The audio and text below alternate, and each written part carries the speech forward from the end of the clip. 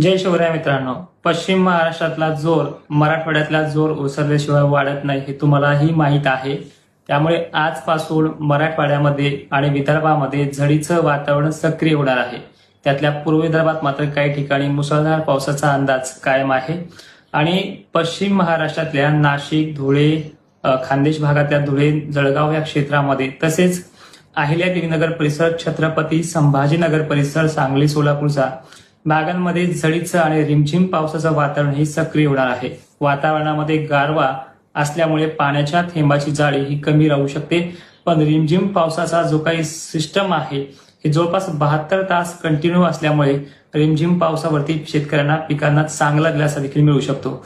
ही परिस्थिती जवळपास 25 ते 26 जुलैपर्यंत कायम टिकून असल्यामुळे या भागामध्ये बऱ्याच ठिकाणी चांगला पावसापेक्षाही अपेक्षित असलेला पाऊस आपल्याला मिळू शकतो. एकंदरीत